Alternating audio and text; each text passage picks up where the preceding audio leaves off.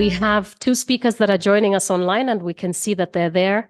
Now, Nara Mokam from the University of Pretoria and Rose Vincent from, I will not try to pronounce that name. I was actually going to ask Yap to help me how to say it correctly. And for the discussant for today, we have, for this particular session, Gerhard van 't Land, if I have tried to pronounce that correctly.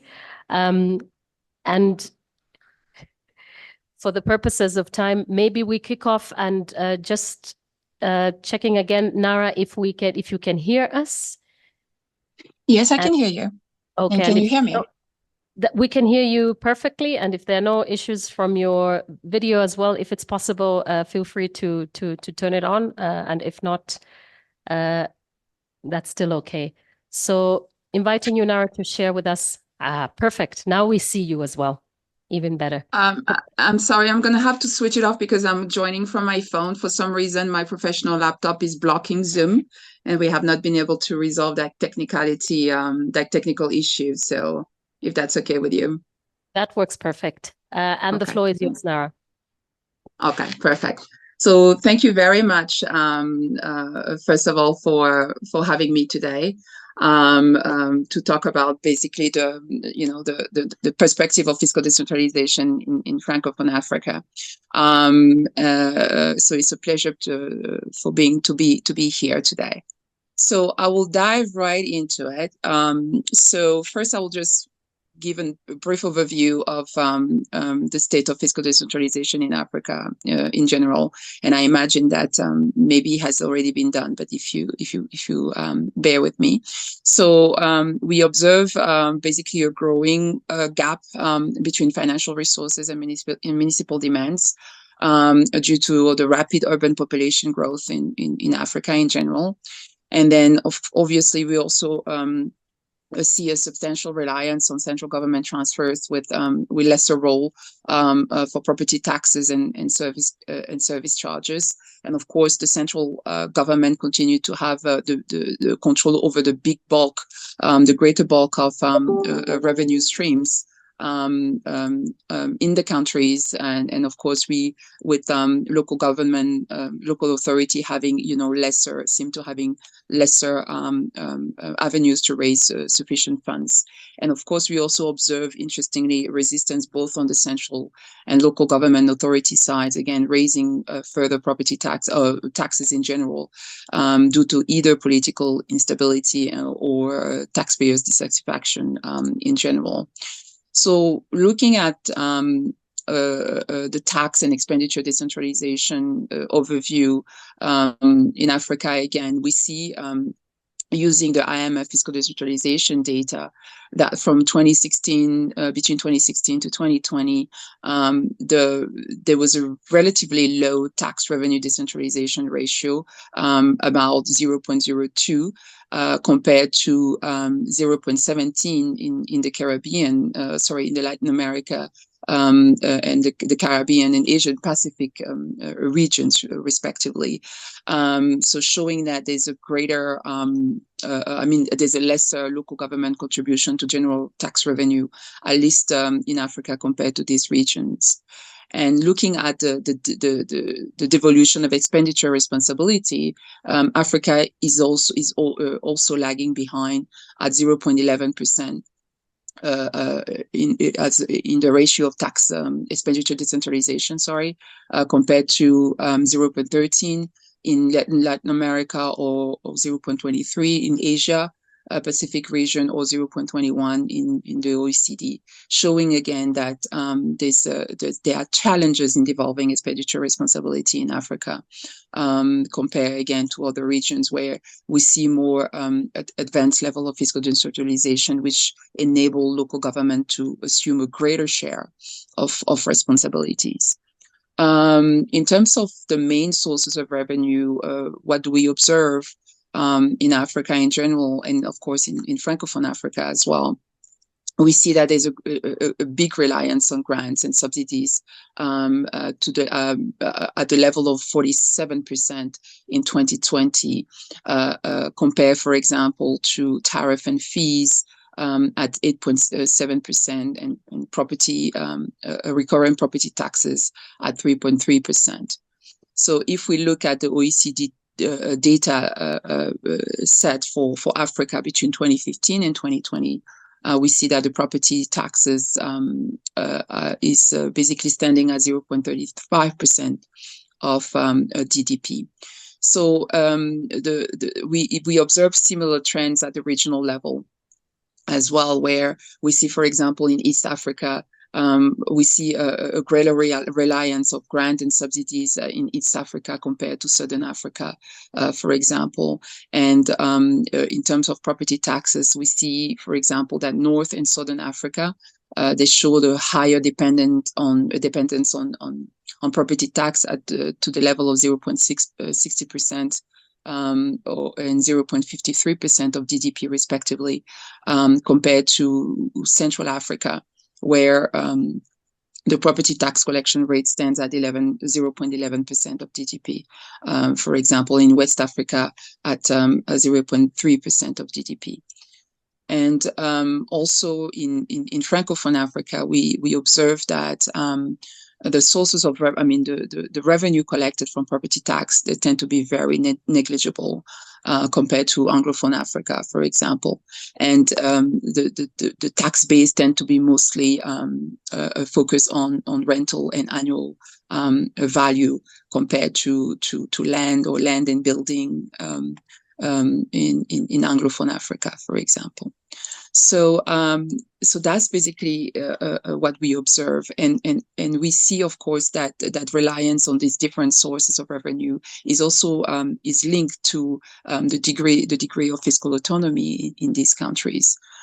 So when we assess, for example, we have a country level analysis in 2020, we show again that disparity in reliance in grants and subsidies versus property tax, depending again on the level of fiscal autonomy in these countries, where we see that trend where higher fiscal autonomy, of course, tend to be aligned with greater dependence on property tax and user charges and fees, and reduced dependence on grant and subsidies.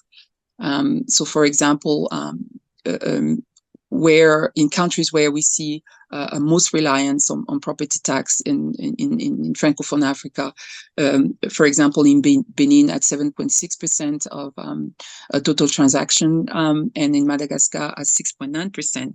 We see that these countries tend to have they're trying to really actively decentralize government functions to empower local and regional authority. And we see that these countries also, they tend to have an established legal framework aimed directly at governing local taxations and decentralization, although, of course, the effectiveness and focus of that vary.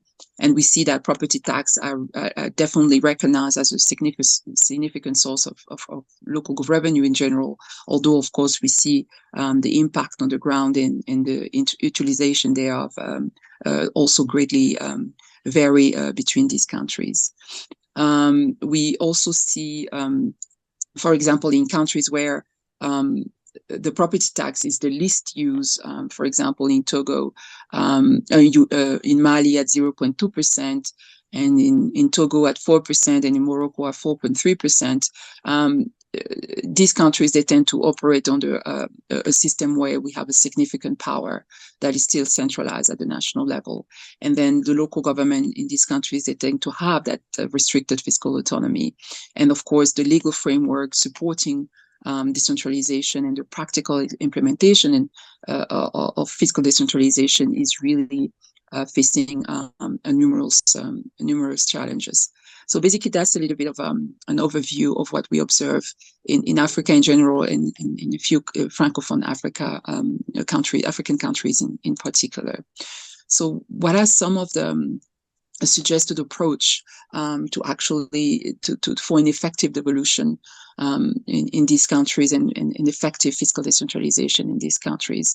So some ideas include, for example, we need to have decentralization champions. We need to be able to identify and support political champions at the national and local level, to advocate and drive fiscal decentralization in the decentralization agenda in general, to ensure that we have that sustained political commitment. And we, of course, we need to continue to have to strengthen the legal and policy reforms. For example, we need to have either regulatory or constitutional amendments to firmly establish the autonomy and the authority of local government, and protecting them from arbitrary central government interference, for example.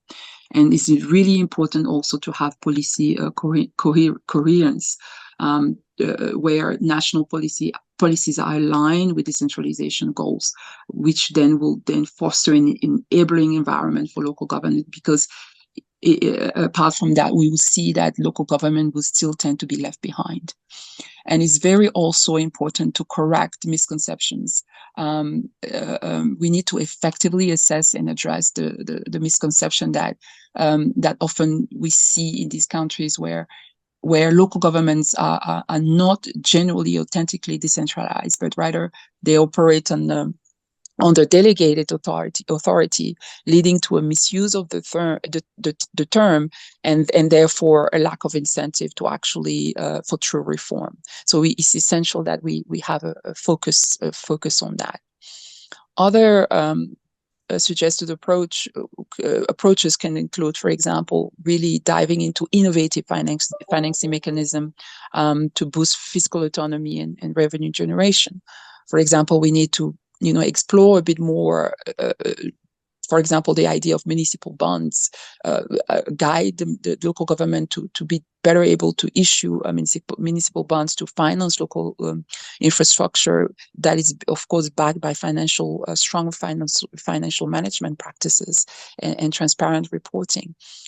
Where there's a possibility to actually implement land value capture mechanism, where we increase the land value due to public investment, and then, of course, reclaim part of that funding for further local government. We need to strongly encourage that. And of course, a public-private partnership needs to be strengthened where needed to actually leverage the expertise of the private sector in funding local infrastructure projects, while, of course, ensuring that local government retains some form of control there.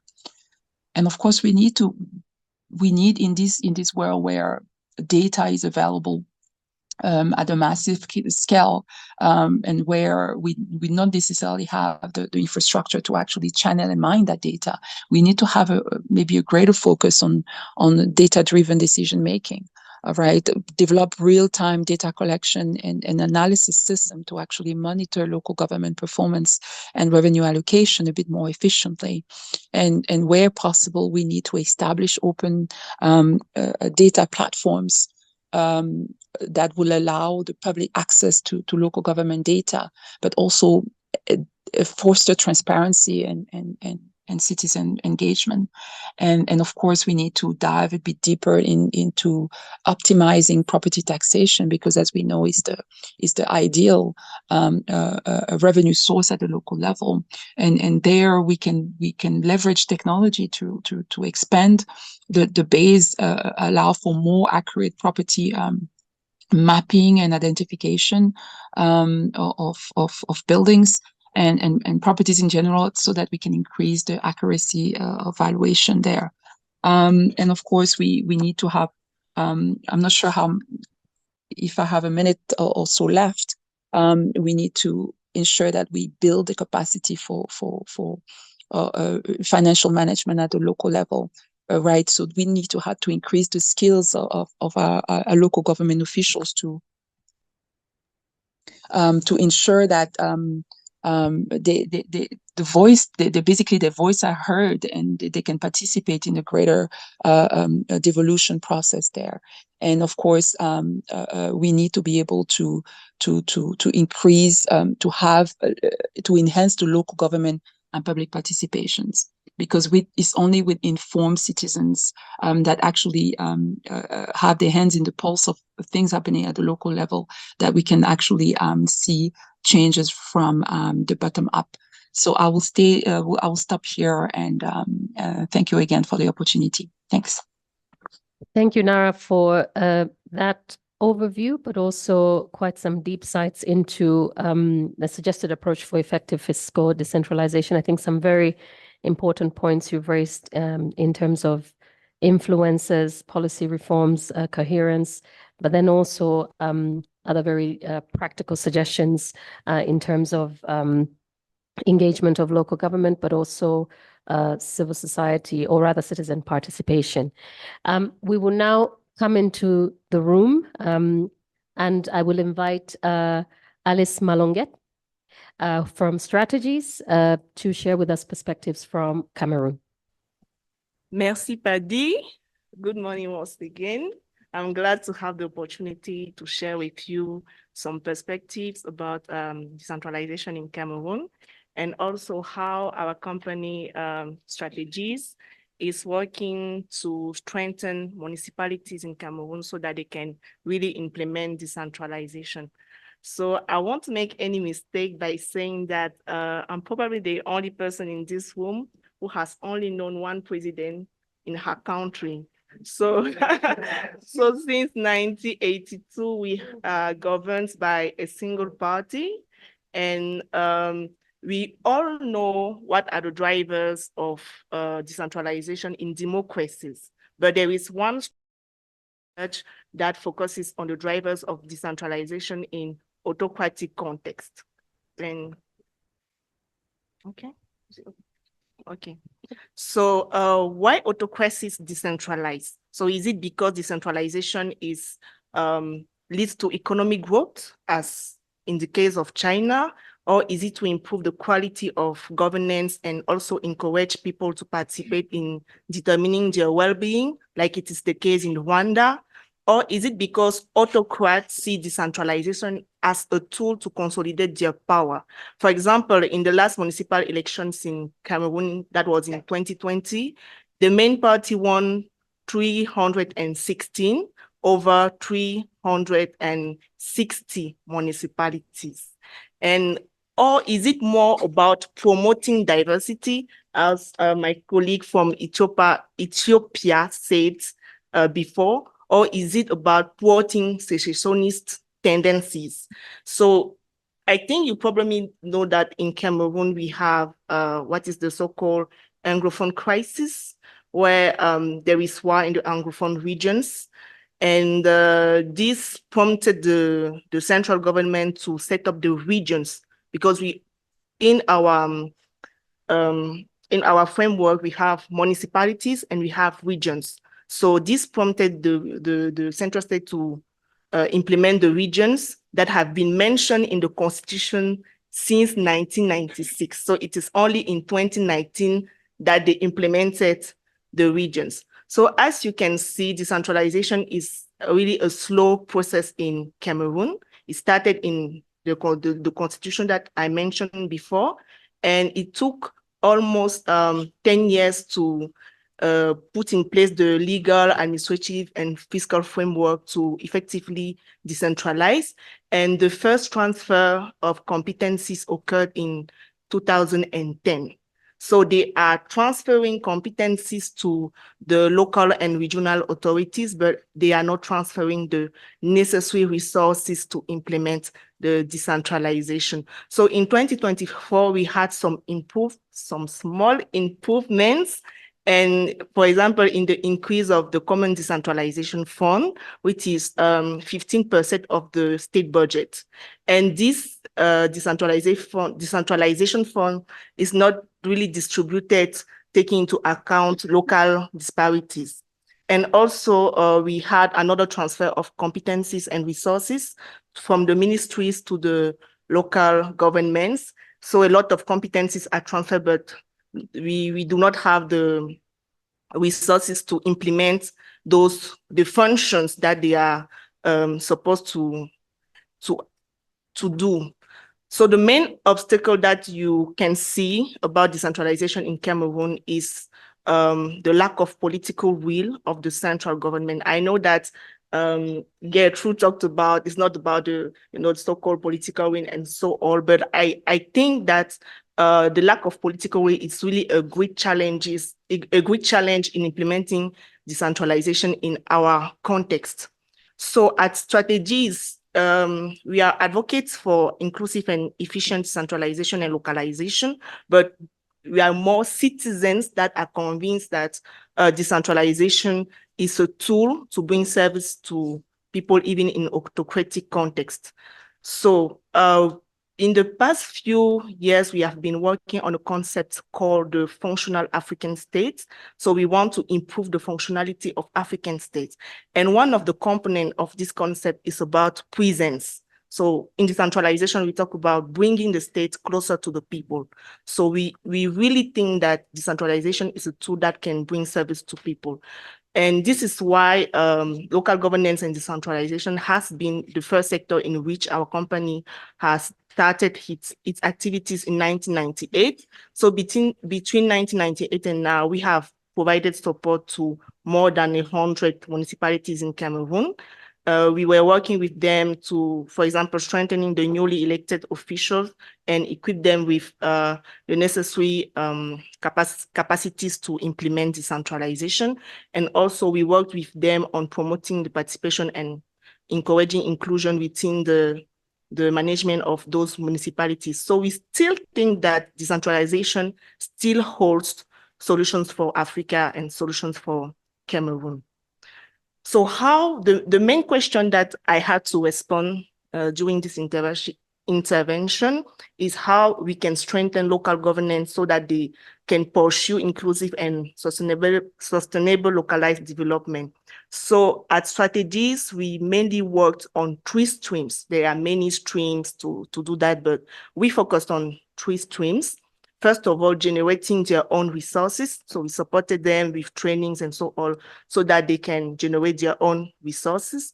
We also support them with trainings to improve participation and inclusivity in the management, and also developing partnerships with strategic stakeholders. So when we come to generating their own resources to reduce their financial dependence on the central states, we worked on improving local taxation.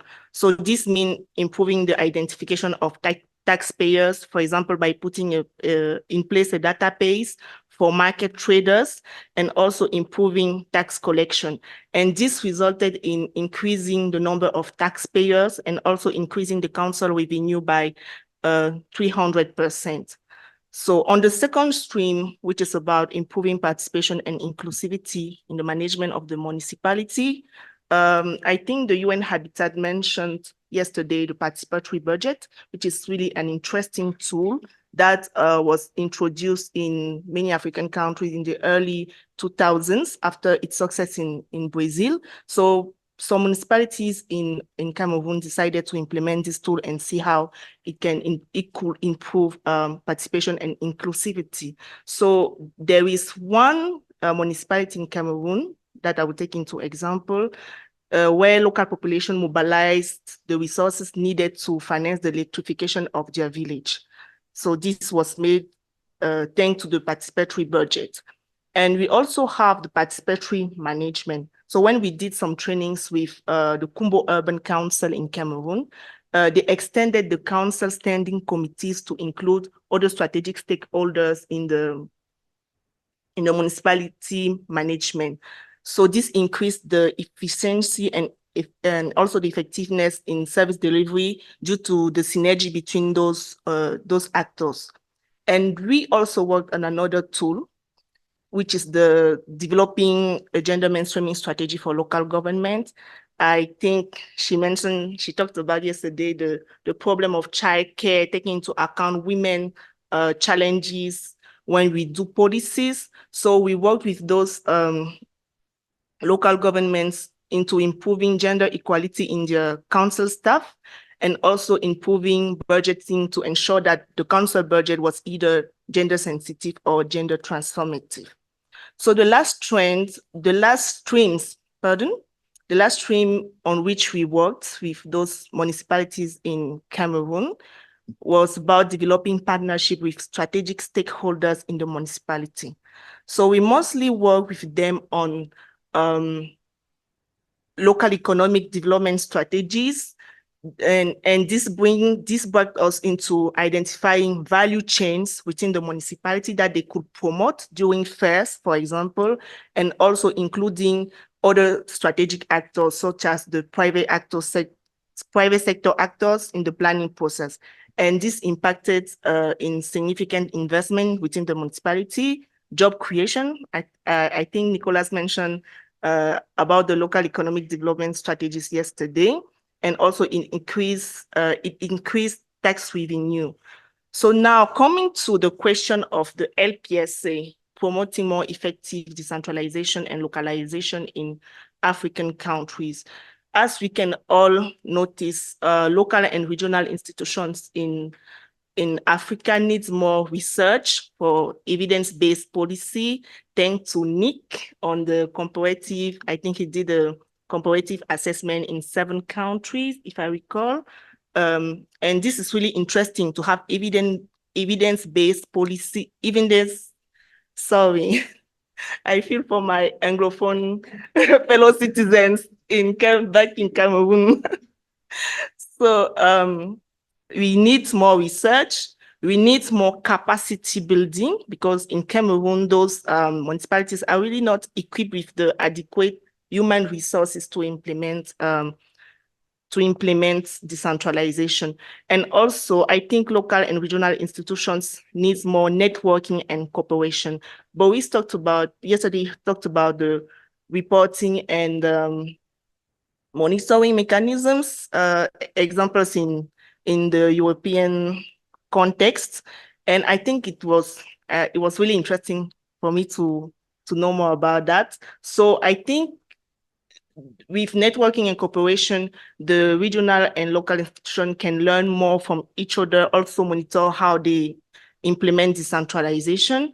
So taking into account this, I think the LPSA could work on two actions. First of all, communication.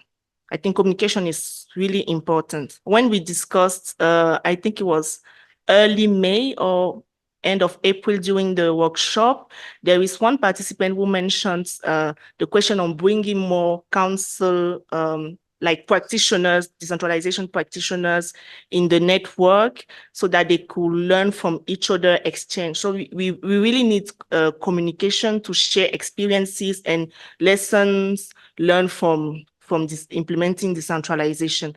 And also, I think the LPSA is a really interesting platform where many actors could connect, and it could help to connect local governments, association of local governments to development organizations for funding, for example, that they really need to implement decentralization. So I will stop there. Thank you. Alice, merci beaucoup pour vos vraiment intéressantes réflexions. Thank you so much for those reflections, but also very practical, I think, suggestions, which we'll be looking forward to unpack in upcoming sessions. Also very interesting to hear about some of the practical work that Strategies has done in terms of providing capacity building tools, but providing also the space for decentralization indeed to be a tool for service delivery. Thank you for that. And now we will shift back online. And yes, good to see you, Rose. So introducing Rose Camille Vincent, who is the Assistant Professor of Economics at, and I'm going to try this one more time, Utrecht University, but I think it's easier for me to say that you are also a member of the LPSA Board of Directors. That I could pronounce without hesitation. Rose, the floor is yours. Yeah, good morning or good afternoon, everyone. Thank you so much for having me. My name is Rose Vincent, and I'm a board member of the LPSA and also an assistant professor at Utrecht. It is a real pity that I cannot join you today in Nairobi due to my teaching commitment here, but I'm still happy to continue the conversation behind the stage and also to share the slides that I have prepared, although Jamie warned me that no slides are needed. Since I only have 15 minutes, so I would like to start. Like many of you, I would be speaking from a privileged standpoint for being at the cross-section of research and practice, or for having been in the past few years. I call it a privilege because I can explore some of the practical issues of decentralization with a researcher's lens, and at the same time critically assess the practicality of what we researchers are putting out there in terms of like recommendation and academic outputs in line with decentralization debate. Now, I think Professor Monkam and the other colleague sort of like describe some of the issues faced by local governments in Francophone Africa. I would like to take a step backward by looking at some of the historical dimension. Now, in the post-independence era, many Francophone African countries embarked on this decentralization reform. The drive for the reform was particularly acute in the 1980s as these countries sought for more inclusive post-colonial institutions, and in very ethnoculturally diverse countries as we have throughout West Africa. Now, this drive was mostly motivated by the need to address inefficiencies of highly centralized government, which were inherited from the French colonial rule, and to foster more responsive and accountable local governments so that they align more with the demands, especially in the hinterlands or rural areas. Now, what we ended up with is that by early 1990s, most countries in West Africa, or let's say Francophone West Africa, introduced decentralization as a key principle in their constitutions by law. Like, for instance, Benin in the first constitutions of 1990s introduced decentralization as a key founding principle of governance. Burkina Faso followed in 1991, also with the constitution recognizing decentralization as a fundamental principle, aiming to empower local governments and introduce citizen participation in the management of public affairs throughout the country. Mali followed in 1992, Cameroon in 1996, Niger in 1999, Cote d'Ivoire in 2000, so on and so forth. Although I'm an economist, I like to read about, how legal frameworks actually shape economic debates and public policy. And I think this is a very important component, that this trend in the early 1990s actually was that came to play a greater role in the decentralization agenda of all these West African Francophone countries. Now, the adoption of decentralization as a key constitutional element was followed by a number of decrees and programs that were implemented throughout 1990s and 2000. Now, this resulted first and foremost in the organization of local democratic elections, such that in Burkina Faso in 1995, in Cameroon in 1996, in Benin and Chad in 2000 to 2003, followed by the establishment of formal local administration, either in the form of local government councils or local executive branches of the government in charge of implementing local policies. Now, this development, both in terms of the legal and the administrative part of decentralization, also occurred at a time where we had a rise in global development agenda. So basically, with the MDGs occurring in the early 2000s, the international community began to recognize the role that local governments have to play as a driving force of lifting people out of poverty and reaching these millennial goals. Therefore, not just internally as those countries designed the constitution to implement decentralization, there was also an external force which was aligned with the MDGs, then the term localizing the MDGs and so on, and a push by international organizations such as the World Bank and the UN to actually finance programs and projects and helping those countries implementing this public sector reform. Now, from the 1990s to today, it's been more than 3 decades, right? So it begs the question, what sort of evidence do we have? What do we know? Where do we stand? And if we want to be a little bit more precise, has the reform actually achieved its aim? Have local governments been able to exercise their autonomy? So on and so forth. Now, most of these questions have been widely debated in academic and policy forums like we are doing it today. And while we may not be able to provide answers to all of them, I wanted today to bring my own narrowed perspective by pointing out some patterns that are a little bit striking to me and which continuously come out in my ongoing research project in the region, whether it's in Benin or in Mali or in Burkina Faso and so on. And I think some of these points have been already raised by the two, by Professor Moncam and by the other colleague from Cameroon. Now, many of these countries that I've cited earlier, they have experience or they exhibit various degrees of success and challenges in implementing and achieving decentralization. Of course, the journey has been complex and multifaceted, right? Because these achievements or drawbacks, they are naturally influenced by countries' unique political, economic, and social context. However, they are in terms of achievements of successes, I think there are two that must not be overlooked. The first one I consider is the very strong legal framework, and I think Professor Mankam mentioned this earlier. Since the 1990s in Francophone Africa overall, there have been various legal prescriptions, not just in the constitutions, but also, let's say, the enactment of Local Government Act or Code de Collectivité Territoriale, that have been enacted and adopted in line of decentralization reform across all these countries, right? And there are also continuous revisions of these decrees and these legal parameters. For instance, in Benin in 2010, also in 2018, in Cameroon in 2010, in Mali quite recently in 2017-18, in Senegal in 2013. So this actually built a very strong ground, or let's say a legal ground for decentralization reform almost throughout all these Francophone West African countries. The second most important achievement, which I think should not also be overlooked, is the establishment of equalization mechanisms, which aim at addressing fiscal imbalances and reducing regional disparities in service provision.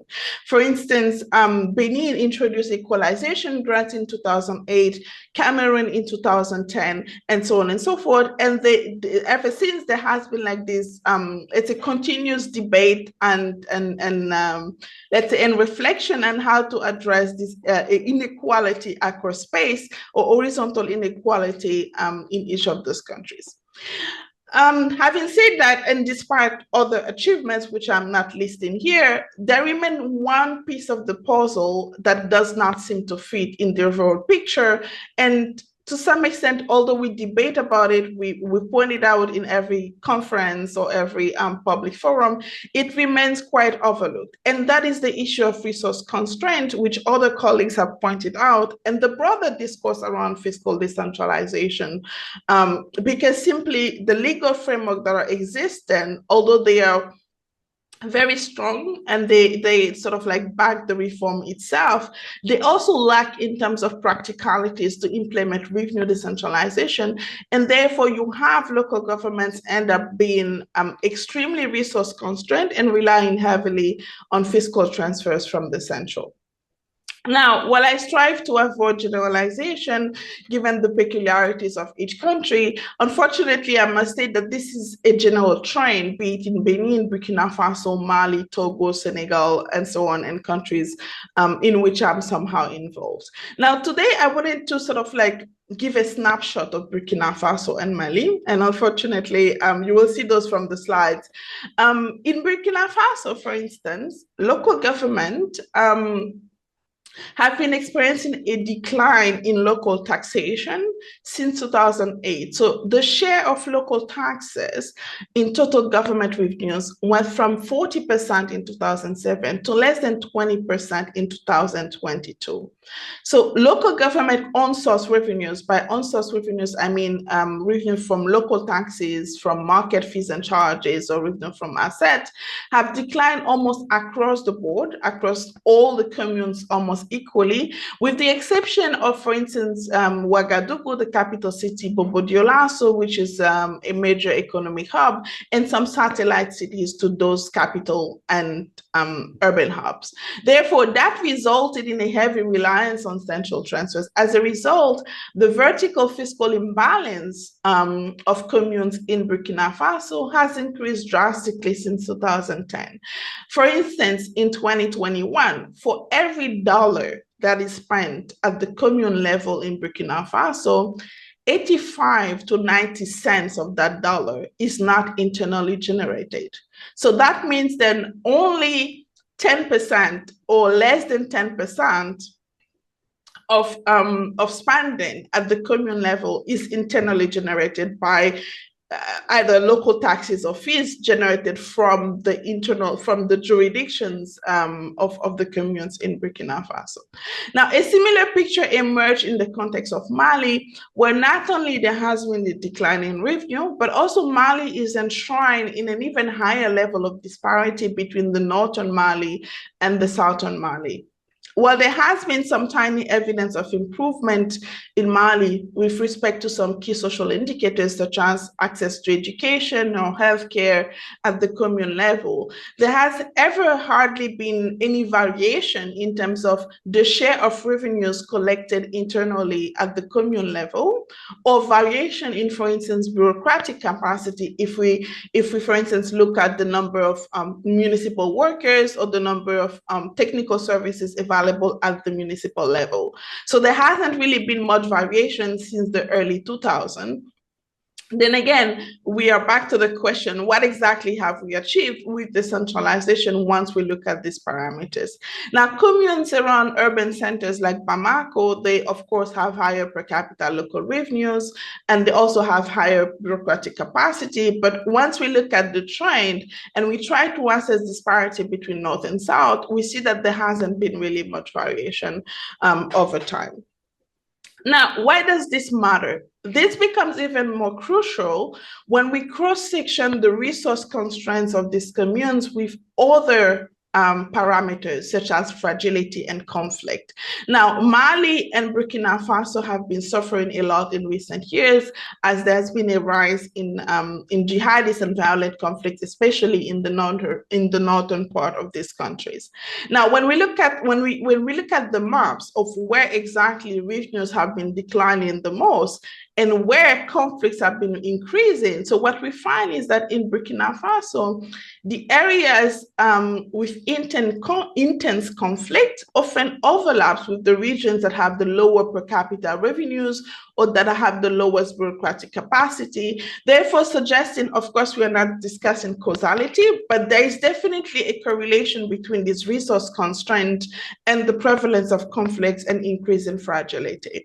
We see a similar picture in Mali because all these areas with lower bureaucratic capacity, more resource constraints, and lower budget and lower revenues, they are also being more prone to fragility. Therefore, we have to somehow bring back the issue of resource constraint and revenue mobilization to the forefront of the debate about decentralization, because it's becoming even more important to address these issues in view of the current situation, or let's say the fragility, the conflicts happening in some of these areas in northern Mali and Burkina Faso.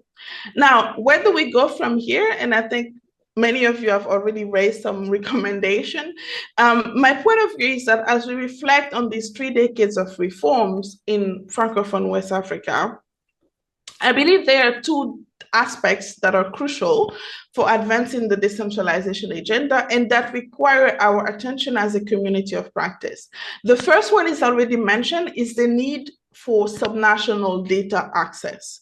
Data is key, not just for measuring, but also for advising on potential reform, for assessing what has been done, how it has been done, what is the effectiveness of policies that were implemented, for instance, 3 decades ago or 2 decades ago, but also important as we need to measure on a coherent basis and timely basis what is really happening at the subnational level. Now, myself, I would say I'm lucky to collaborate with policy institutions to have access to data, especially especially fiscal data at the local level, or to have signed data sharing agreement with institutions. However, I believe that subnational data remains scarce and should be open and widely available both to researchers and the community of practice. As of now, many local governments in Francophone Africa, they face challenges to actually produce data. And I think this is perhaps where, one key area where the community of practice could be involved by not only obtain the data that is already out there, but also curate the data that is already out there, because most of the local governments, they don't have the capacities, or they don't know, for instance, the international standards, such as the system of national accounts, and they cannot really align their budget with such standards. Therefore, the community of practice, in collaboration with the state, could obtain, collect, co-create, or maintain data on a timely and coherent basis, so we have a base for evaluation.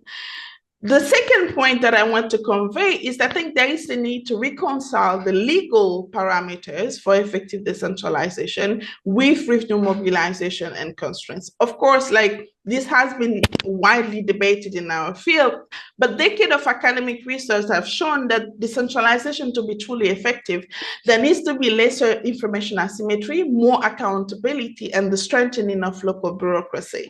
Now, the grim picture that I conveyed today about Burkina Faso and Mali, I think I have 1 minute left, thank you. For Burkina Faso and Mali, actually, the gap between the legal framework, which is very strong, and what is happening at the subnational level in terms of revenue constraints and fragility is absolutely huge. Therefore, we need to foster ongoing discussion to explore innovative ways and solutions and potentially best practice in order to reconcile the legal aspect of decentralization with the practicalities of what's happening at the local level. And I hope this is the sort of discussion that we'll be having going forward. So first, by prioritizing data access at the subnational level, and second, engaging in meaningful dialogue to actually align the legal frameworks of decentralization with the fiscal dimension of it, because that is also important. I believe if we can start from there, perhaps we can empower local governments, especially in the most fragile areas, to serve the community better and to achieve the broader goal, which is really public services delivery to the people. And again, I will be sharing my slides, and I'm hoping to continue the discussion at any point. Thank you. Rose, thank you very much for those insights, particularly also zooming in not just on Francophone West Africa, but touching on to very important aspects in Burkina Faso and Mali, and some very clear recommendations as well. I think echoing what has been talked about in terms of data, in terms of dialogue, but also looking at this, legal framework versus what we see on the practical side. And also, I think coming back onto strengthening democracy, and that's quite an interesting point. Before we invite our discussant, Gehad, who will just checking again if there are any clarifications from those examples that have been given on decentralization in Francophone Africa. Any points of clarifications? And so, Gehad, floor is yours. Thank you. First of all, thanks to Nara, Alice and Rose, and let me try to make a few further comments to stimulate the discussion from a personal perspective. And I think it will touch upon what has been said before. So when I started working for SNV 40 years ago, it was just when the only president that Alice knows, was only 2 years in power. I saw myself as a development worker. And then when I started as a consultant some 25 years ago, it took me quite a while to see myself as a public sector consultant or as a local public sector consultant. And I think in a way it reflected what Jamie was referring to yesterday. It took me a while, the journey to become agnostic on what you see, and really try to observe what there is. And I think the challenge in a way is, that's my first point, the challenge is to localize the approaches to how to improve the public sector at the subnational level. So it's more about local governance, probably, than about local governments. So it's kind of what I was asking myself, even the discussion yesterday, what are we trying to do here? Are we promoting local governments or are we promoting local governance? And I think I have come around back to local governance. And I think that's what we are discussing. A second point is looking at the presentation also of yesterday and what we saw today, is that it is very useful to make comparison between different countries. And I have had the privilege to do it a few times, and it has been an extremely useful learning exercise to myself. And I discussed it yesterday with Nick, and I'm sure he learned a lot from the work he did. But then the question is, because the conclusion is always from that type of studies, so you have to be context and country specific. And exactly that seems to be the problem, because the one who has done the exercise is not there to make it, to apply it in all those different countries. So I think our challenge is, and probably also for LPSA, so how can we assist people that probably do not have the institutional governance lens that we have to make those approaches work in every specific situation? And too often I see, like, at the moment, I'm working for UNDP and others, and what they ask is, can you give us a guidance note on LED and local governments in Africa? I say, you can't. The first lesson is it has to be country specific, and basically that's where the guidance stops. Because then you have to apply it locally. So again, it's kind of localizing your approaches to even to good governance.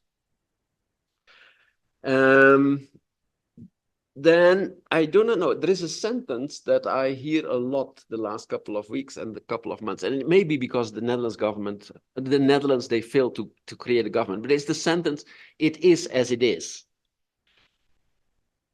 as an explanation. But there is some way of saying it, because I would also argue then, from all the differences we see across the continent, in every country, it is as it is. So you have to make it work in the situation as you find it, how to improve local governance in that particular situation.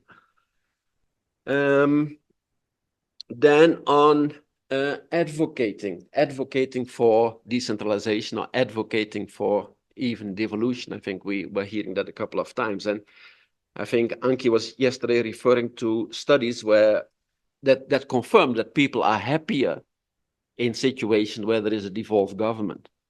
And I would say that may all be true, but again, it is as it is. And I recently did a lot of work in Southeast Asia. You see increasing trends of autocratization in many countries. Again, the question is, how do you make things work in that particular situation?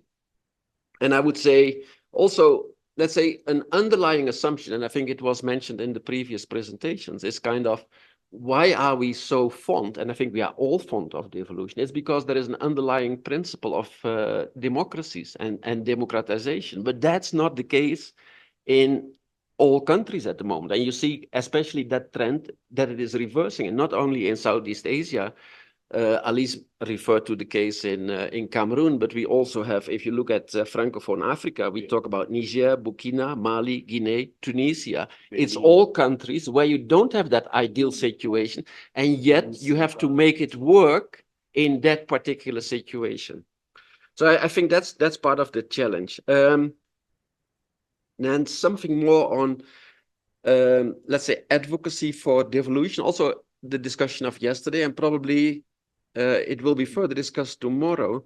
But I happened to be in Kenya before and after the new constitution, and it was a huge difference. But I think it is important to realize that that discussion didn't start just before that new constitution was approved.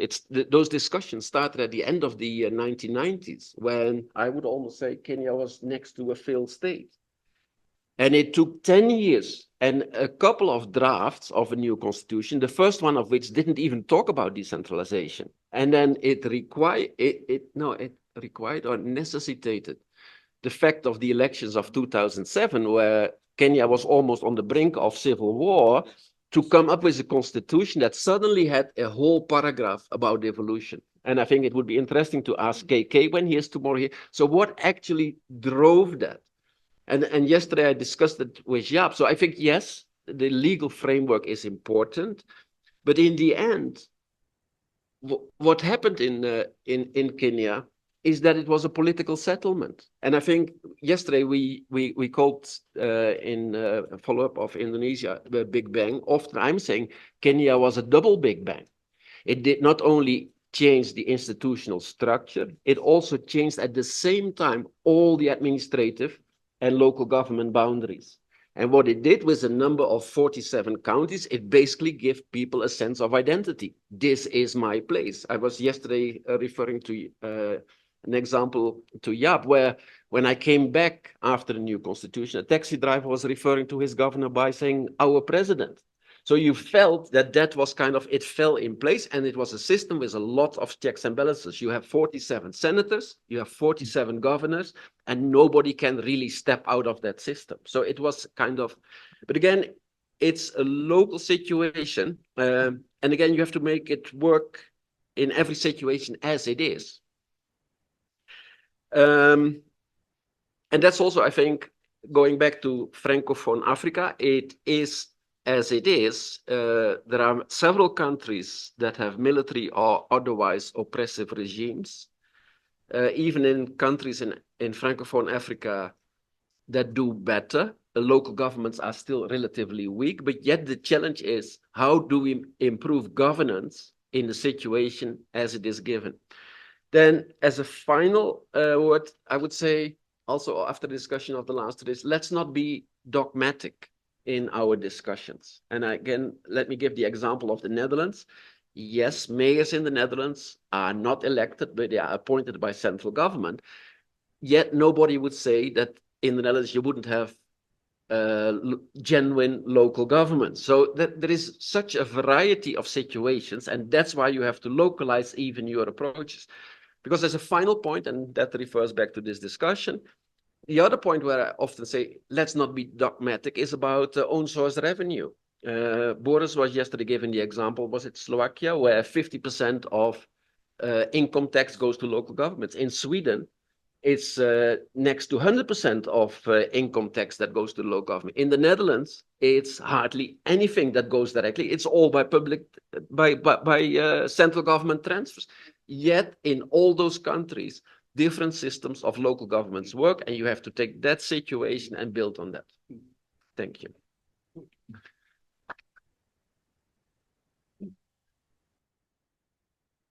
Very insightful. I can already see hands coming up. And I'm just before we get into it, I'm reminded of a question that my 10-year-old son asked me. Mommy, what are you going to do in Nairobi? I said, we're going to talk about decentralization. And he said, just break it down, as every young person would say. I would say, so I gave a 10-year-old version of it. And it's really interesting to hear it, but has it taken that long? You've given the story of Zambia that goes back before I was born, way back in 2000. If it's a good thing, why does it take so long? And also very interesting to see that in the chat, these are the kind of questions that are also being raised. So as we invite questions, I will have some questions that are coming from the chat. So just encouraging those who are online also to paste your questions in there. And we start in the room. We have Boris first, Jaap, and Henry. We start with those three, and then we continue the conversation. Over to you, Boris. Thank you very much for the floor. And thank you very much as well for these very interesting observations. I'd like to share something that came up from a discussion with Nick right through the coffee break. And we realized that very often decentralization is driven by a post-shock situation. And we took the example of the Western Europe post the Second World War. We took the example of Central Eastern Europe post-communist regimes, where big waves of decentralization happened, just due to the momentum of societal changes, due to the momentum of establishing a different form of governance for the newly constituted or renewed societies. Nicholas came up with the examples of Kenya, of Rwanda, of many African countries, where the deep Latin America.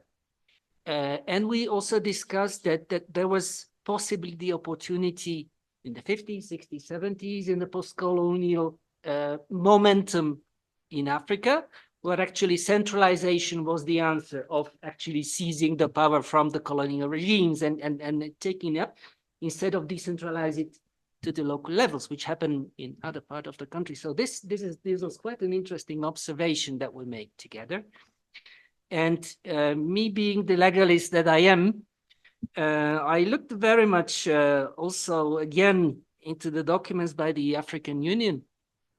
And I found, to my great surprise and interest, the African Charter on Democracy, Elections and Governance. That's an international document adopted in 2007, entered into force 2012. And the Article 34 is very short, very easy, very to the point. State parties shall decentralize power to democratically elected local authorities as provided in national laws. Full stop. That's it. That's the full article. And my question is, are the national governments heeding their own commitments that they signed in this international legal instrument? And who is there to force them? And again, there is a monitoring mechanism. The countries are supposed every 2 years to report back to African Union how they implement this charter that they signed, ratified, and deposited in many countries. And looking at Ethiopia 2009, Nigeria 2012, Kenya 2022, Cameroon 2012, Burkina Faso 2010, Mali 2013, Zambia 2011. It's been almost a decade for many of these countries who have signed it, that they will decentralize the democratically elected local authorities. Where are their commitments today? A very good question, which I hope others who are sitting around the table and vested with a lot of experience in this space may be able to answer. First question is probably, do we actually have an African Union with teeth? Passing on the floor to, yeah. Thanks so much, Betty. Excellent session. This is really fascinating, really important presentations, and I think a brilliant response by Gerard. I really enjoyed this. So I did my PhD at Utrecht University. That's how it's really pronounced, Utrecht. And after I finished my defense, it was all hullabaloo and the pomp and ceremony, and ceremony was done. And then one of the most senior examiners, he was a justice of the European Court of Justice. He took me aside. My PhD was, of course, about local government, decentralization, and a case study of South Africa. And he took me aside during the reception when everybody was celebrating the awarding of the PhD with me. He took me aside. He said, "It's a great PhD, well argued, but actually it's a belief, isn't it?" And I've never forgotten that statement, because he said, when everything is said and done, you just believe in it, and you can't really prove it. So I think it goes back to Gerard's point. Let's not be dogmatic about this. Yes, and the Dutch appoint their mayors, but the mayors are really democratic. I mean, so absolutely, I think it's an important point. But just honing on two issues. And they're quite specific, but I think important just to highlight trends throughout the days. I was fascinated by a point that Rose made about just one small point in her presentation, but the link between fiscal autonomy and resources at local level and fragility. Now, for me, that's really important. We don't often make that link. And yesterday we spoke about how do we, what is our pitch? What are the drivers for decentralization? Is it the usual story of closest to the citizens, blah, blah, blah? So I'm just want to emphasize that, if we can make arguments beyond the belief and beyond the truism, say, well, listen, bringing resources down to local level actually reduces conflict. That's a very powerful argument, which we're going to need on this continent, because conflict is going to increase. I was just talking to Steve over the break that by the end of the century, according to UN populations predictions, 40% of the world will live in Africa. 40%. That's a mind-boggling statistic. So we don't know what that's going to mean for this continent, that almost half of the world will live here. Can we cope? So anyway, fragility and fiscal autonomy and conflict. That's the one point I wanted to highlight. And then a question to Nara, Prof. Monkam. Congrats on your chair, which you're launching now. Fantastic, and wish you all the best with the chair. But I just wanted to ask you a question.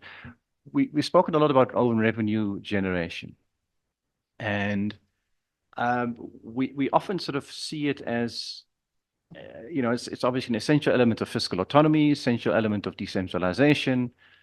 But do we see own revenue generation just as a way for local governments to balance their books and to have more money? Is that it?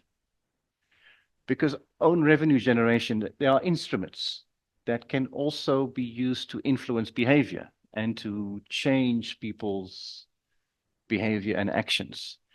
What is your experience with that? Do we see any green shoots of that in the context that you conduct research on, that property rates policies are used, for example, to discourage vacant land that should be used in a particular way, or that property rates policies can be used to subsidize the poor or subsidize pensioners, or that tariff policies can be used in a way that is developmental, so that we see own revenue generation as a bit more than just balancing the books and getting money in, but also in that sort of developmental local government beyond the roads, rates, and rubbish paradigm.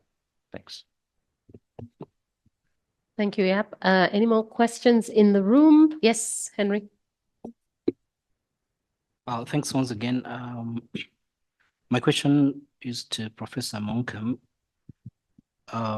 First, I think congratulations on that study which you've done, which is quite impressive. I hope we can be able to have access to it and how it's been able to, assess the whole issue of revenue generation across Africa, which is quite interesting.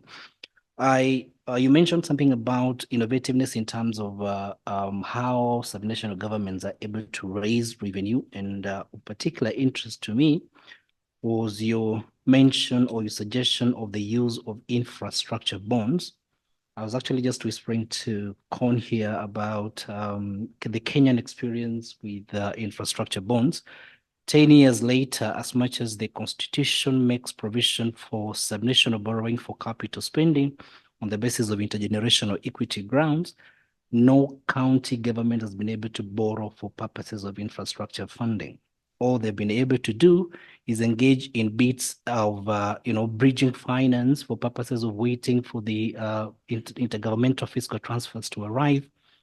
But the closest a county came to actually floating infrastructure bonds was towards the end of 2022, when Laikipia County was managed, to the amazement of the other 46 counties, to get the approval of the National Cabinet and to get the approval of the National Assembly to be able to float a local infrastructure bond. But it fell away. I don't know. I was asking Con whether he has an idea what happened to it.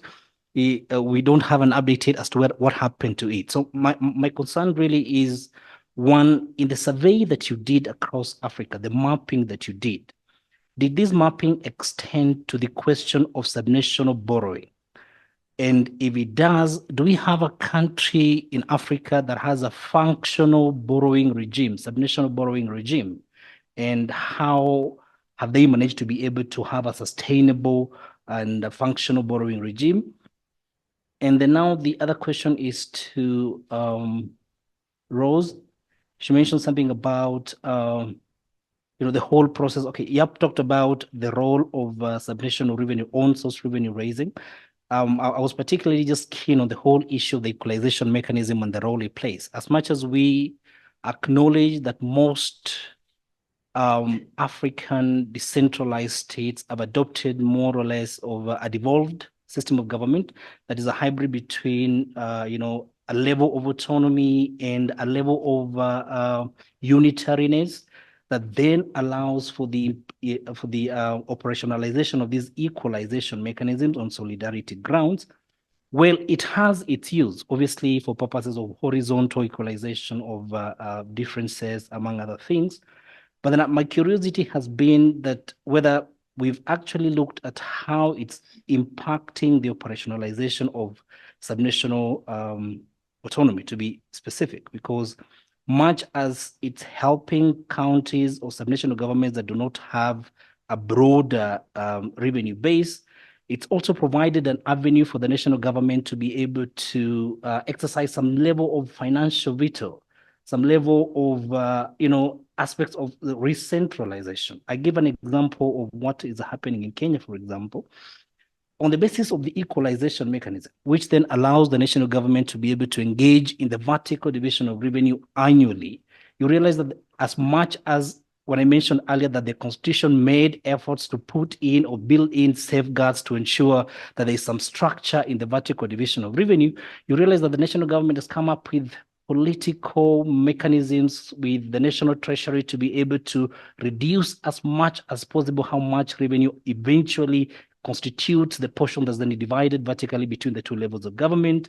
There have been constant delays 10 years after the implementation of revolution at the behest of the national treasury, and a lot of other things which are done at the national level that do not serve the interest of subnational governments. So as much as we're talking about the equalization mechanism and its utility, to what extent have we explored the extent to which it actually undermines the whole process of devolution because of what the national government is able to actually do with it?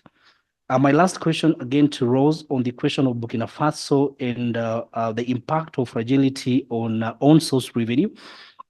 It's an interesting observation insofar as the reduction from 40% to 20% is quite drastic. Obviously, fragility is an important explanation to provide, but I was also curious to be able to know whether your assessment also looked at whether there is any empirical evidence to support that decline, or rather to explain that decline from the perspective of over-reliance on the equalization mechanism. Thank you. Thank you for those questions. Within the Con, the floor is yours. Thank you very much. And thanks to the presenters for quite insightful points from our brothers and sisters in Francophone countries. I found it interesting that land rates, if I think I was hearing rates at some point, I was hearing rents, but if I may assume what I heard, that land rates are lower in Francophone than Anglophone countries. I think for us in Kenya, if I may use that as a case study, is that the county governments or the subnational governments collection from land rates has taken quite a while to be formalized and for a proper framework to be put in place. We've had a whole conversation around what legal framework will be used, what valuation roles will be used, when will these be updated, and now you're seeing it picking up because you've got, I think, a centralized framework that is being used as a model by different counties to then set up their own land rate collection framework. So last financial year, 22-23, I think Nairobi County's land rates accounted for about 27% of its own source revenue, which I've just seen was about $22 million recorded or submitted. So it would be good to know if the challenges that the Francophone countries would be facing may include either the frameworks they agree on, or whether land rates are still something lucrative that the central government still wants to retain. Then another phenomenon that we see in Kenya, and maybe we see in many other jurisdictions, is the dip in OSR, or in on-source revenue, during election years. And I think I've just looked up the data for last election. Collective on-source revenue at about in 21-22 financial year was about 14 billion shillings, dipped by $1 billion and went back up by about 5 billion. But every election year we have that dip. We've got transitions that are quite disruptive to OSR, and it would be good to know if this is indeed the experience out there. a couple more points quickly is that we had a groundbreaking study that was financed by the World Bank through its Kenya Accountable Devolution Program that's funded by FCDO and the Danish Embassy and this was done by the Commission for Revenue Allocation on the on-source revenue potential and tax gaps for each and every county, and really insightful work coming out of there showing this is what you're collecting as counties, this is what we think is your potential as counties, and these are the gaps. Is this or has this been done in other jurisdictions? And I think this would be good for all practitioners, all stakeholders to have this kind of information. Then it can inform the advocacy that we can do towards revenue raising. And lastly, just one interesting thing we see in Kenya is we look at what I call the 1 billion threshold when it comes to on-source revenue. We have about 7 counties out of the 47 that are able to easily collect 1 billion shillings annually from on-source revenue. But it's because of certain unique things that they have. One, I think there's one county that fully manages a game reserve, and a Narrow County, which collects from the Masai Mara. And I argue that Narrow can actually sleep for 1 year, and the Mara will give them 2 or 3 billion shillings from OSR. Because of the huge amount of visitors that come in. You've got the big cities like Nairobi and Mombasa, just because they're big cities, so there's a lot you can collect from the business licenses, but you don't see Kisumu, for example, as the 3rd largest city, leveling up to that 1 billion. And then you've got those that have big industries, like Machakos County, which is peri-urban to Nairobi, Kiambu County, peri-urban to Nairobi, again, with big industries and huge populations and able to collect. Do other jurisdictions have certain unique things that make OSR huge for some subnational governments? Thank you very much, and sorry for taking long. Thank you, Con. Mkapa, a minute's question? I would want to respond to Boris's concern that Zambia actually is a signatory to the African Charter. One thing you have to understand is that whenever you talk about devolution is a threat to power, both administrative power and political power. 2 weeks ago, I was in the field with the World Bank doing an assessment of local authorities. What I noticed was that there are certain functions that are being moved from central government to local authorities. And those functions had the different heads in those offices at the central government level. But now there's some form of resistance because it is actually a threat to certain, roles they were playing. And as such, even coming to meetings in local authorities has proven to be very problematic to them because they keep on asking questions. For example, if one had the powers to sign on checks and so on and so forth, they're asking questions. Are they going to still have that power wielded to them in terms of authorizing finances and the like? But the things are changing. They will not have that power. And as such, there's that resistance that we see. Political power threat. Imagine you are wielding an axe today, then the following day you're not wielding that axe. You'll be more like someone left without clothes, and as such, they keep on resisting. But at the end of the day, the question that we must answer is how do we bring about mindset change to those who are in those offices, so that whenever change is coming, they must be able to accept it. Then for the politicians, the questions would ask is how do we help them to view decentralization away from the political attachment? How do we make decentralization a political in nature? That is the question that I would also want to ask from the whole panel here. Thank you. Mkapa, that was a very good use of the time to ask the question, but also to provide the clarification to Boris. So thank you. So we're conscious of time, and there are a couple of questions that are actually also online. So 3 questions that came in, one from Joel Soso. And I will give this one to Alice. In my opinion, one of the greatest challenges for decentralization in Africa, and particularly French-speaking Africa, is the insufficiency of human resources trained or being able to properly carry out the mechanisms induced by decentralization. And the choice of authorities remains very political, and it does not favor the expertise that leads to people who master the issues inherent in the process. So an emphasis on capacity and casting of the authorities could improve the state of play. So it'd be good to hear from your perspective in terms of the capacity building aspects. But we also have another question from Anistas Mramba. It took 50 years for Japan to decentralize, and it was all about the process of up and down. So we keep on in that time series. It was all about the process of up and down with the government responses.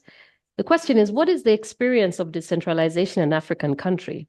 And from his point of view and perspective, he sees the central government resisting to decentralize and wanting to control everything, which remains very challenging. So I think we can also get that from our speakers, both online and Alice here in the room. And the last one from online, and I like this one. How have the traditional knowledge systems worked in a decentralized efforts, and how does their integration to modern governance frameworks work? I know I was going to put Kappa on the spot for this, but I know he'll be sharing with us later, since I know that the situation from Zambia with traditional leaders is quite entrenched. But from Francophone perspective, I think it would be interesting to hear this one as well. So we start online. Maybe we switch it up a bit and we start with Rose. And then move to Nara, and then back in the room to Alice. Yeah, thank you so much. I will probably start with the question, let's say the example of Japan. So the question is, what is the experience on decentralization in African countries, and the fact that central government resists to decentralize? One of my current research is on Burkina Faso, where we're trying to evaluate the 3 decades of decentralization, because Burkina Faso is again a peculiar case. The country did not implement decentralization across the board, but selected a step-by-step approach, with some communes being decentralized in 1995, a second round in 2000, and a third round in 2005. So it was really a rollout process. And what we are finding in this research is that the communes that got decentralized at first, they actually reaped the most benefits, let's say, out of the reform. And those that joined at a later stage just were like rural communes, mostly extremely small. Even though they do have the decentralized, or they become like officially communes, they do not really have the capacity nor the resources to implement the reform.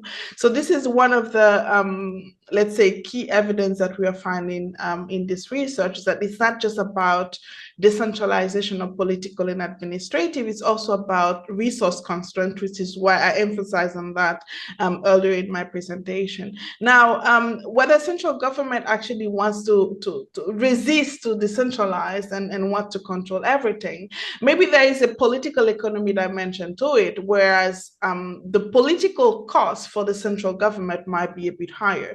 Because if we have, let's say, elections every 4 years or every 5 years, and the government could actually be overthrown for not providing public services to certain groups or regions of the country, maybe the political cost for the central governments, or those that are elected at the central level, is a little bit higher than the national, than the regional or local level.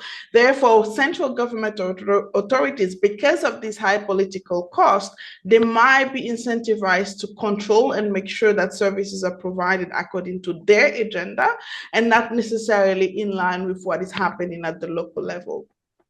Now, when it comes to the first question about equalization mechanisms, whether those have managed to undermine subnational autonomy, I can bring the example of Benin. Benin introduced the FADEC, that's the Fonds d'appui pour le développement communal, if I'm not mistaken here. Benin introduced the FADEC in 2008. Part of the FADEC is also, or the FADEC, let's say, which is a pool of grants, also includes an equalization mechanism. So what we are seeing in the data is that after 2008, almost all capital and other type of public services delivery or expenditure related to public services delivery at the subnational level switch from being self-funded by the local government into the FADC. And at the moment, or let's say according to the latest data in 2021, the FADC even superseded revenue collection at the local level for the majority of communes. Whether there is a substitution really, or whether the equalization mechanism undermines subnational autonomy, I think it's a very controversial question, simply because government, they want to fund public services. And therefore, if a commune doesn't levy enough resources to fund those services, it is of the responsibility of the central government or the national government to provide funds to the communes in order to finance these public services. Now, whether this model is sustainable in the long run, maybe that is where we ought to question it, because by funding all the services that are legally assigned to the local governments with funding from the national government, you're somewhat removing the agency of the local authorities and increasing the dependency on the central authorities. Therefore, this is why I advised earlier, maybe we have to find a way to reconcile the legal parameters that are in the laws, right? All this, the assignment of responsibility to the local government with what is really happening on the fiscal side. Because if I give you legal power to actually be in charge of primary education, but 100% of funding from primary education is coming from the center, the central authorities might impose its own views on primary education, right? So then we have to reconcile what is really in the legal parameters or in the laws about decentralization with what is feasible on the fiscal side, and find a middle ground in order to reach a level of effectiveness of decentralization. Another example in Benin is that the local government in Benin, they have been implementing what is called the guichet unique. So it's like a digital system to collect fees and charges and some minor revenues at the local level. What we are finding with this new initiative, which started in 2013, is that those guichet unique, so the digital system for local tax revenue collection, etc., they were mostly financed by the European Union or the World Bank or UNDP. And upon the end of those programs or those financing mechanisms, almost all the communes that implemented or that had this system, they stopped using them. We did a very large-scale survey last year, interviewing all the municipalities in Benin that have implemented this guichet unique system to collect local revenues. And then we asked them, why have you stopped using it? And the question is that, okay, we don't have enough funding. The project actually ended. The European Commission is no longer financing it, and so on and so forth. We ought to ask ourselves in terms of, the fiscal aspect of decentralization, where do we draw the line, and to what extent we can make those communes more sustainable by owning their own project and by being able to the best extent possible to also finance them in the long run. Now, the last question about whether we have any empirical evidence to support the decline of local revenues at the commune level of Burkina Faso. Well, this is a project that is ongoing, and we hope that there will be evidence at some point. But what we are noticing, obviously, is that since 2010, 2011, not only those communes have become more fragile, but there is also a high spread of outward migration. So basically, people in those northern part of Burkina Faso live in the town. So not only is revenue at those within those communes or at the local level depleting, but you also have outward migration of businesses, which somehow to some extent exacerbated the decline in local revenue collection at the northern part. Whether equalization has managed to compensate for that, we're not really seeing that so far, but this is something to ponder and to investigate further. I hope I answer all the questions and those were formulated. That I remember them in the way that that you formulated them. Thank you so much, Rose. I think we could keep you all day, but in the interest of time, thank you so much for responding to those questions. We move on to Nara. Nara, I think there were two very specific questions regarding on-source revenue generation, but then also a question that's very specific on the infrastructure bond, and you could pick one more. I know you are heading out as well. Over to you for 3 minutes, maybe. Thank you so much. Actually, the more I listen, the more I see you through the screen there. I'm very sad not to be there with you. So hopefully we'll have another opportunity to actually meet all of you. And thank you so very much for your questions. So regarding the first one about the own source of revenue just for the sake of money. So first, I imagine, I guess, I mean, nobody will collect money just for the sake of money. So it's always a purpose. And in this case, the first, I imagine, or actually the first purpose is to actually pursue development agenda at the local level. So they need the money to basically provide adequate services and then build the necessary infrastructure to keep on attracting residents and investors and businesses. But definitely there's another role for that money, the own source of revenue. So it's also definitely used for changing behavior, because that's another important role of taxation by definition, not just revenue generation, but also influencing behavior. And then we've seen, for example, that we have throughout our research, and then in general, we advertising the use of property tax as actually a benefit tax. We are basically trying to maximize the property by saying that the property tax is there basically to improve the value of your house, and then of course to provide you with the necessary amenities, the police station, the fire station, the parks, ensuring that you don't have potholes in front of your house, and then you have good schools, right? So we basically ensure that we link the property tax to benefit tax to ensure that people see that direct link and maximize therefore the collection there. But in this area as well, own source of revenue at the local level will be absolutely critical to establish that relationship between the leaders, the police, the local officials, and the citizens. Because by relying more on OSR, it creates that bargaining power. It gives that bargaining power to the citizens, and because they have a bargaining power, because the local officials depend on them to maximize revenue instead of relying on grants, therefore they have a seat at the table, they have a say, which increase that citizen participation. So relying more on own source of revenue is really definitely important in that sense, because then you have a downward accountability, looking at being accountable to your own citizen and community, rather than being accountable to the center or to the capital, because you basically rely on grants for your survival. So that's where that's why we definitely need to really advocate for own source of revenue, because it has that element of improving governance and state capacity building as well. Because if you rely on your own source of revenue, you are forced to develop your machinery to collect that the revenue, right? You need to have a great tax administration branch at the local level. You need to have a strong financial and administrative system at the local level to help you collect that money efficiently. So we see that element of governance and state capacity building associated with that. And of course, accountability, because now, it's easier to spend the money that doesn't belong to you, right? So then the money that actually you are sweating to earn. So definitely builds that accountability there. So regarding, sorry, the question of a functional borrowing system, as you can see, and as mentioned earlier, because so many of our local government, whether in Anglophone and Francophone Africa, even in Lusophone Arabic, is still heavily depend on grants, which is actually the third pillar of fiscal decentralization. Therefore, the own source of revenue, the revenue assignment is undermined.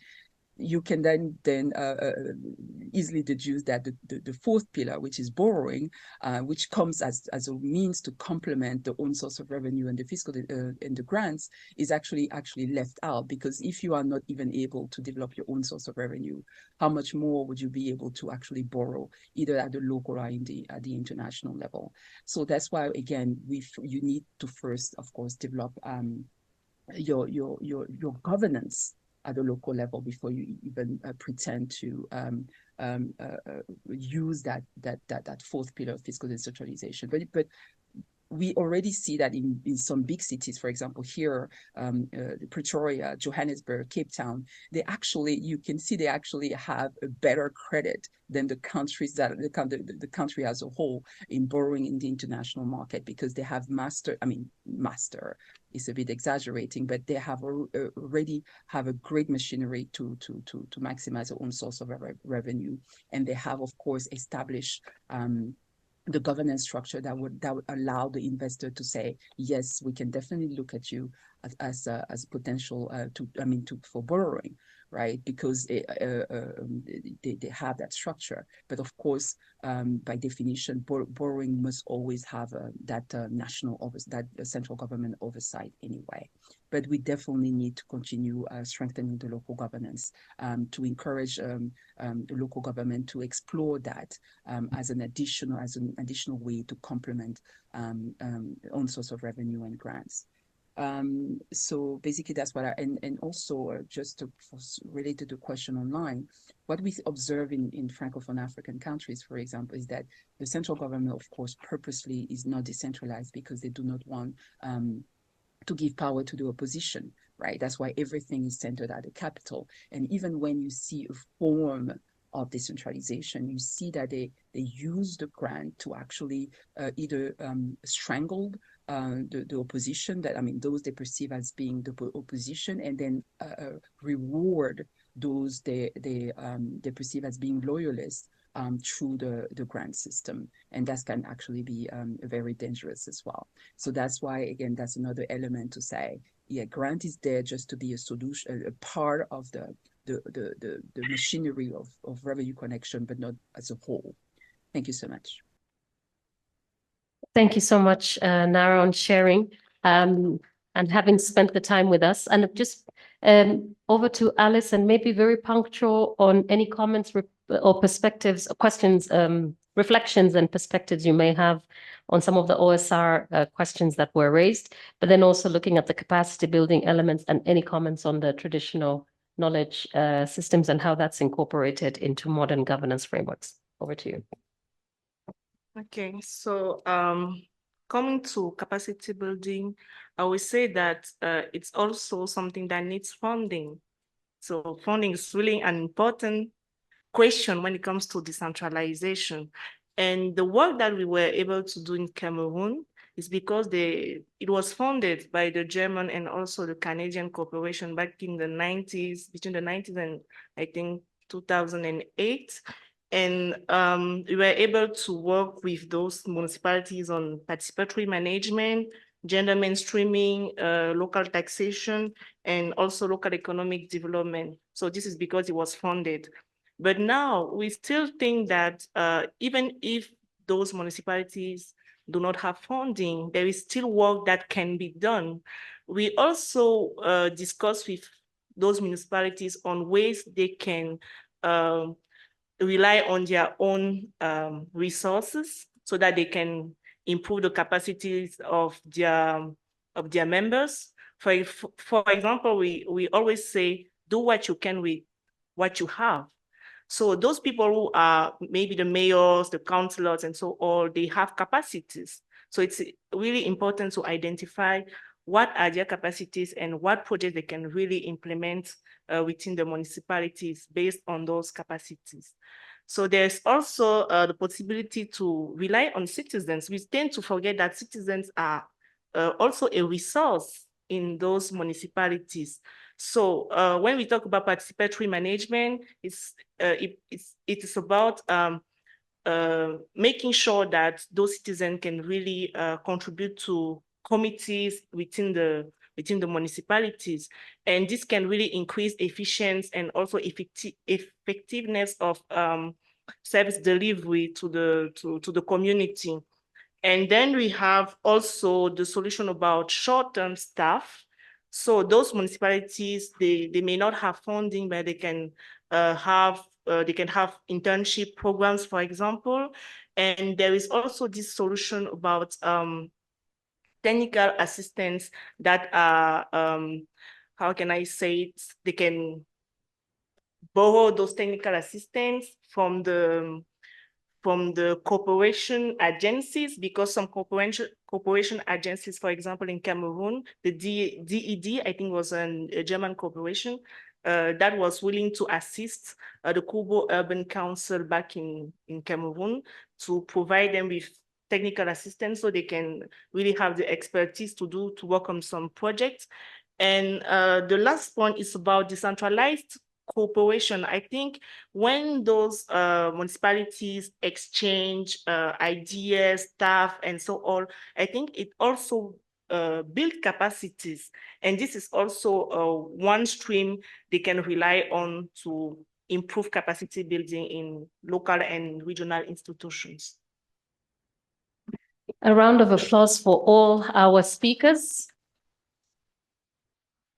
both online and in the room, and also for a very lively debate, very lively discussion and inputs, and also a lot of country references. I think we've touched on Francophone Africa and how decentralization is shaped in there. I recently moved to Germany, and I also realized that it's one country, but 16 ways to do things.